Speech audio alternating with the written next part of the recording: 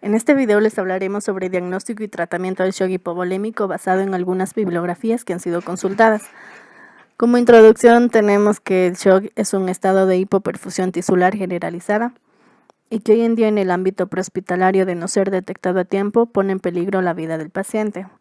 Es por ello que se está buscando mejorar tanto el diagnóstico como el manejo adecuado con la brevedad posible.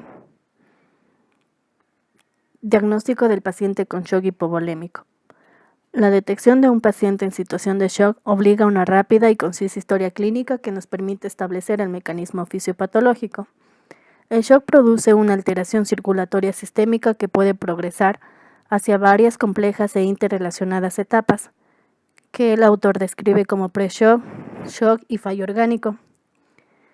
En el pre-shock, también llamado shock caliente o compensado, los hallazgos clínicos podrían ser únicamente taquicardia, vasoconstricción periférica y un discreto ascenso o descenso de la presión arterial.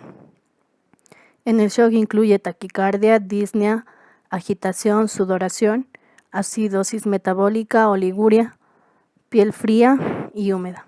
Mientras que en el fallo orgánico, la disfunción orgánica progresiva conduce al daño orgánico irreversible y la muerte del paciente. Dentro de los signos tenemos los signos tempranos y tardíos del shock. En los tempranos existe taquipnea, taquicardia, pulso periférico débil o saltón, retraso del relleno capilar mayor de 2 segundos, piel pálido fría, presión de pulso reducida y oliguria. Y en los tardíos tenemos deterioro del estado mental, pulso central débil o ausente, cianosis central, hipotensión y bradicardia. El autor categoriza la hipovolemia como hipovolemia leve cuando el volumen sanguíneo es menor o igual al 20%, hipovolemia moderada cuando el volumen sanguíneo está entre 20 y 40%, e hipovolemia severa cuando el volumen sanguíneo es mayor o igual al 40%, cada uno de estos con sus respectivos signos y síntomas.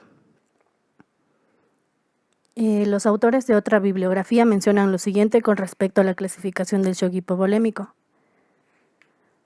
Cabe mencionar que aunque se siguen usando estas escalas como parámetros útiles, un artículo publicado en 2012 analiza la clasificación y reitera la poca utilidad y exactitud de la clasificación del shock hipovolémico según el ATLS.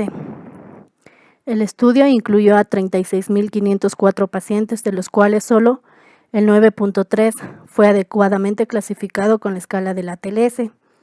Hubo una concordancia entre presión arterial, frecuencia cardíaca y Glasgow.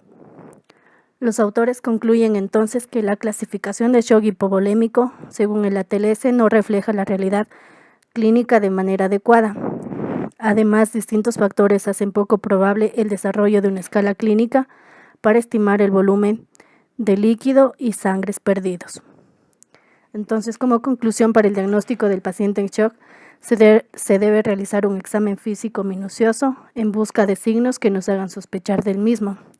Mientras que si ya nos encontramos frente a un paciente que presenta una hemorragia visible, nuestro objetivo sería evitar que se descompense actuando de manera rápida y correcta.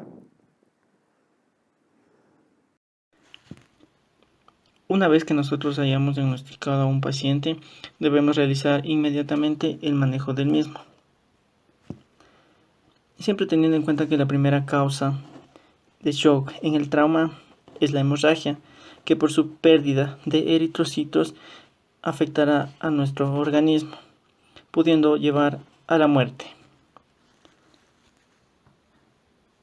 El inicio del manejo de un paciente en estado de shock se inicia con el manejo de la vía aérea, utilizando ya sea dispositivos básicos o avanzados para el mismo, como por ejemplo la mascarilla laringia, una intubación endotraqueal o la cánula orofaringia.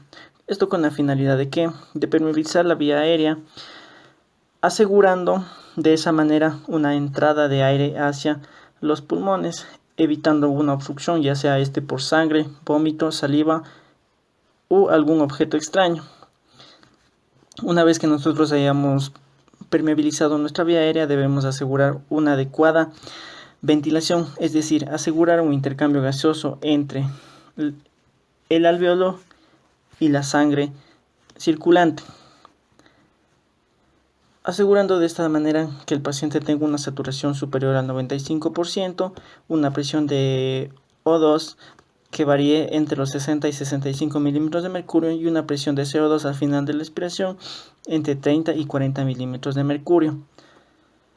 Esto se lo va a realizar utilizando un dispositivo de BBM, que es la bolsa de ventilación manual, en la que vamos nosotros a administrar ventilación a presión positiva, ya sea esta invasiva o no, para asegurar una FiO2 lo más cercana al 100%, ya sea con la utilización de dispositivos de bajo flujo o alto flujo.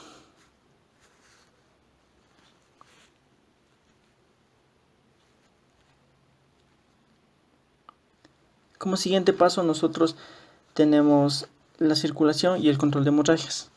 Cabe recalcar que algunos autores como PHTLS y ATLS nos recomiendan que, de ser necesario, nosotros deberíamos iniciar con el control de la hemorragia para posteriormente asegurar una vía aérea, teniendo en cuenta siempre que cualquier manejo que nosotros realicemos en un paciente debe ser realizado en equipo.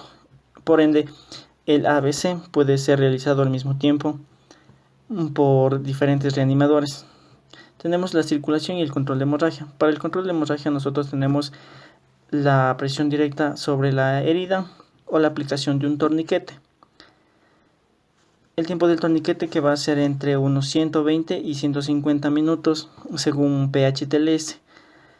Hay que tener en cuenta que va a haber ciertas zonas en las que nosotros no vamos a poder aplicar torniquetes, como por ejemplo en el cuello, ¿no? En donde nosotros vamos a realizar un empaquetado de este lugar, en donde podremos utilizar gasas, ya sea con agentes hemostáticos o no, en donde las gasas que tengan agentes hemostáticos se los va a realizar con una presión por un tiempo de 3 minutos y los que no tienen agentes hemostáticos se los realiza por 10 minutos hasta detener la hemorragia. Para la reposición de la volemia nosotros tenemos que canalizar 2 vías venosas periféricas, en donde tenemos la discusión de la administración entre qué solución administrar, entre los coloides o los cristaloides, teniendo en cuenta ciertas ventajas y desventajas de los mismos, como por ejemplo las ventajas de los cristaloides, que tienen menos efectos secundarios, de menor costo y mayor disponibilidad, a diferencia de los coloides, que es de mayor duración, se requiere menos volumen, tiene menos peso y menos bulto. También teniendo las desventajas de los cristaloides, como es la corta duración, puede causar edema, pesado y voltoso, y las desventajas de los coloides, en las que no se muestra una evidencia científica en la que sea clínicamente más efectivo.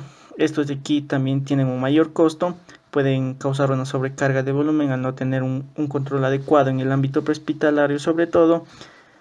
Este de aquí también se ha mostrado también que interfiere en la coagulación y tiene en ciertos pacientes una reacción anafiláctica, dando como preferido por los científicos y por los estudios realizados a los cristaloides de preferencia, donde se inicia con bolos de 200 y 250 ml, tratando de mantener una tensión arterial diastólica por encima de los 90 milímetros de mercurio, ya que esas cifras han mostrado que ayuda a mantener una irrigación adecuada a los órganos importantes de nuestro cuerpo, como por ejemplo cerebro, corazón, pulmones, entre otros.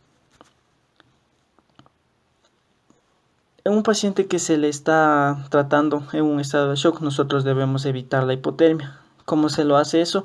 Aplicando una manta térmica, y con esta manera podríamos evitar la triada de la muerte. Asimismo también se recomienda calentar lo que son las soluciones que se les vaya a administrar vía venosa. Y como último punto y el más importante, para completar nuestra atención prehospitalaria de un paciente en un estado de shock, va a ser el traslado inmediato hacia un lugar adecuado y por los medios más rápidos que nosotros tengamos, ya sea la utilización de un vehículo como una ambulancia o un transporte aéreo, que sería lo más rápido para un paciente.